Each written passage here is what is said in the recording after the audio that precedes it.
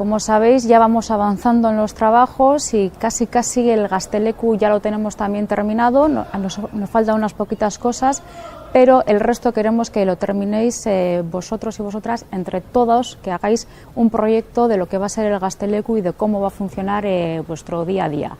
Por lo tanto, a partir de enero nos pondremos en contacto con vosotras y vosotros a través de diferentes medios para que participéis en el diseño de este nuevo proyecto que estamos diseñando para todos y todas las guechotarras jóvenes en general, en concreto para los de la zona de Las Arenas y Romo en este caso. Por lo tanto, pues estaros atentos porque vamos a empezar a contactar con todas y todos para que diseñéis vuestro proyecto, porque al final va a ser un espacio que hemos preparado para que entre todas pues, lo disfrutemos y le saquemos toda la chispa posible al espacio.